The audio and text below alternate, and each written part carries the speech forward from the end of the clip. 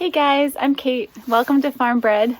So you're interested in baby chicks? That's so exciting! Yay! Oh my gosh, there's nothing cuter than baby chicks, right? They're so cute and fluffy. They make the most adorable little peep sounds, and some will even fall over in their sleep because they're just so tired. It's so cute. But because spring's almost here, it's really important to start preparing for your baby chicks now. And so in doing so, preparing for your chicks now is really going to help you save time and frustration and money, and even possibly a sick chick down the line. If you're watching this right now, that's awesome, because you're already doing what I recommend as the first step, your research. Check out some of the other YouTube videos on baby chicks to hear experiences from others. Also, get a stack of chicken books out of the library. It's free and you can find which ones are most helpful for you. I found a lot of great books in the children's section because they were written for kids and easy to follow. They also have a lot of great pictures and diagrams as well as fun crafty ideas. One of my favorites that helped me plan and helped me as our girls grew is called A Kid's Guide to Keeping Chickens. This is a fantastic book that teaches you about the different breeds and which are best for families. It offers tips for setting up your brooder and your coop and run. It also takes you step by step through the chick growth phase and makes it fun to watch your chicks grow day by day. And boy, do they grow fast. One of our favorite sections in the book shows you what the chicks will look like each week for the first 6 weeks. And that was really fun for our kids, watching them go from toddlers to juveniles to teenagers, through their awkward feather stages and all. We're actually planning to get chicks again this March around my daughter's birthday, and so I took this book out of the library again to follow along. But I enjoy this book so much, I decided to go ahead and get it off Amazon. I'll post a link to it in the description below. So our first batch of girls consisted of an Australorp, a Barred Rock, a golden-laced Wyandotte, and an Americana. Unfortunately, our Americana turned out to be a rooster, and so we had to rehome him. Our 3 girls have been so wonderful, each having a unique personality, and all 3 are great egg layers. Starly, our Australorp, is so gentle, which is probably why she tends to be broody.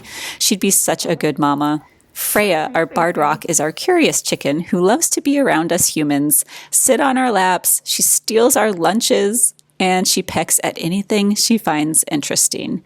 Not in a mean way, but in a curious way, which is why we call her the curious one. And Stella, she's our top girl, top of the pecking order, which you'll learn about.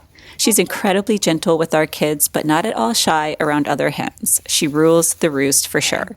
As your chicks grow, you'll see their personalities develop and grow in such a wonderful and fun to watch way. It's great entertainment for the whole family. Good girl. After researching which chicks sound like a good match for your lifestyle, I recommend looking into the local feed store for their selections, or even researching different hatcheries nearby online. Some chicks come vaccinated for diseases like Marek's and coccidiosis, so think if that's something that's important to you. It's important to make sure you get your chicks from a trusted source to ensure they're as healthy as possible. Read reviews of these different places to hear what others have to say. We purchased our chicks from our local feed store called The Feed Store in Berwyn, Illinois. They had great reviews online and were known in our community and were very helpful. And they also had the breeds we wanted. Before I forget, one upfront thing to do is make sure your municipality allows backyard chickens and find out how many. Your town may have other requirements like permitting for your coop too, so it's important to look into this before you get your girls. This will dictate the number you should get up front. Now, it's a little tricky because hatcheries typically guarantee a 90% accuracy for sexing. And what that means is if you're buying only hens, you'll request baby chicks as females. Straight run means it could be female or male. This is important because some villages don't allow roosters like mine. In doing my research, I spoke with local neighbors about their experience in having backyard chickens, and that was really helpful to me because they shared advice and tips for our local area.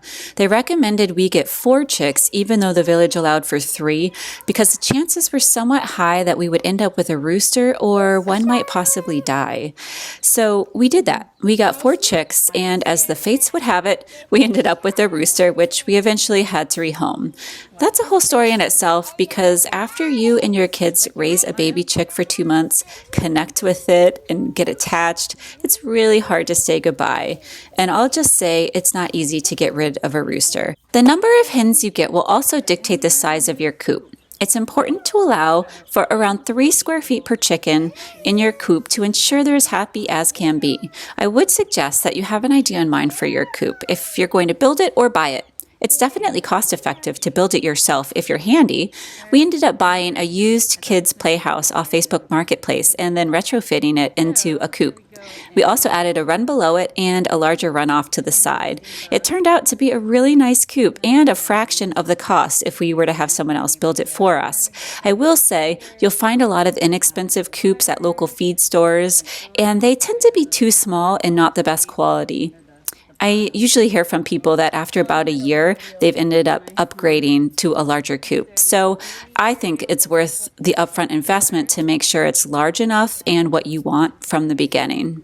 The really good news is that your chicks won't need to go into a coop for at least a month, maybe even 2 months, depending on the weather. So you have a lot of time to think about it all and come up with a good game plan. So take a deep breath.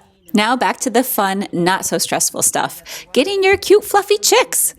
You can get chicks anywhere from a day or 2 old and up. Typically, they're between 2 days and 1 week. Setting up your brooder can be really fun for the kids and you too, and fairly inexpensive. At first, you can use a regular cardboard box. You'll also need a heat lamp and a food and water container.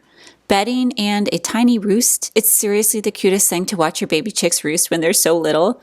And when they're really young, they'll doze off right in your hands, and sometimes they'll be so sleepy they'll fall right over. It is so cute.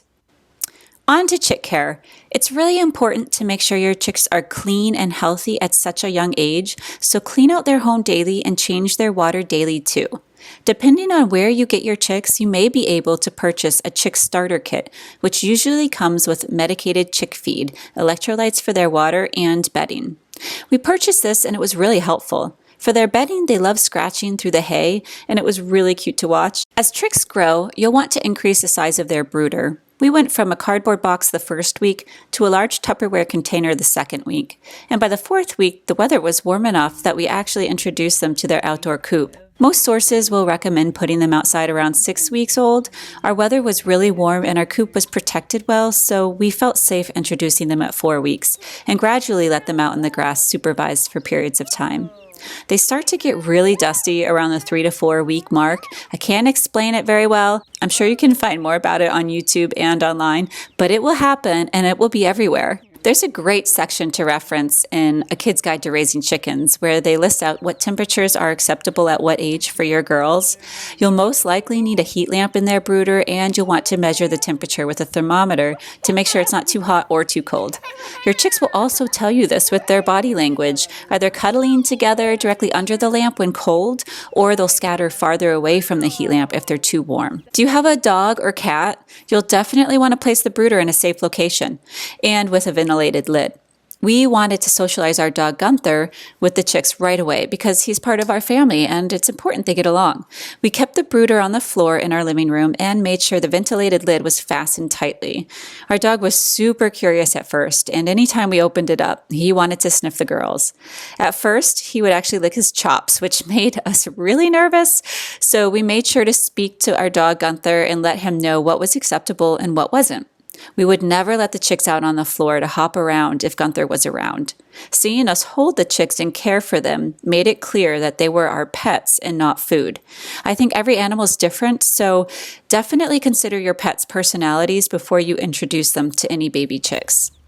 Once we started letting the chicks outside to explore, we always enclosed them in a small space with a cover so that Gunther or any wild animals couldn't get to them.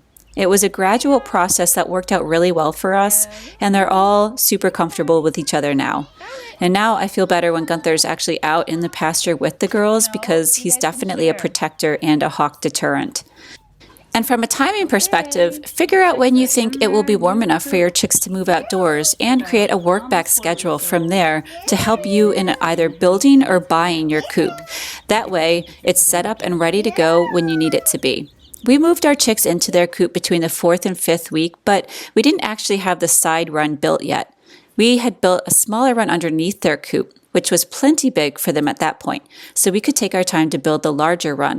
If you decide to build, make it a family affair. Our kids loved picking out their own chicks, nurturing them, and also helping to build and finish the coop. I let our oldest son choose the colors for the coop. We went to the paint store and picked out the paint together.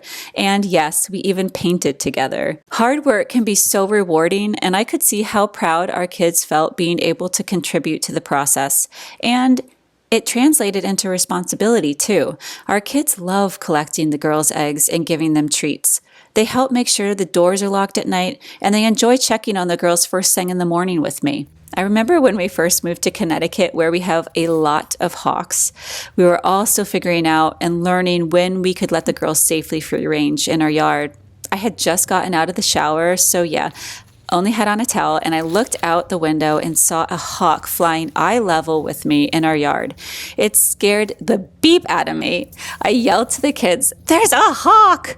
There's a hawk going after the chickens!" So my son Ray ran out of the house without his shoes on into the chicken pasture and just hunkered down with the girls to scare any hawks away until basically I could get out there, towel and all. I had a proud mama moment right there. Whether or not the hawk was even going after our girls, I don't know, but Ray was not going to let anything happen to our girls. And with that being said, regardless of building or not, you will need to make sure your coop and run are predator safe. We used 1/2-inch hardware cloth wrapped around our entire run, even below it, so that nothing could dig underneath the coop at night. And as you're researching the different types of coops to buy or coop designs to build, being predator safe should be a top priority. And once it is, you can rest easy knowing your girls are protected. And that's about it. I hope this has been helpful for you. I'm so excited for you to experience the joy and adorableness of baby chicks. They're so fun and they're so great for the entire family. But make sure you start preparing now to ensure you can get the breeds you want and to make it as seamless of a process as possible. If you have any questions, reach out. And please like and subscribe to follow along. Oh, and don't forget, if you're interested, follow us as we raise a new batch of baby chicks this March. Woohoo! Thanks so much for watching. Happy chick season.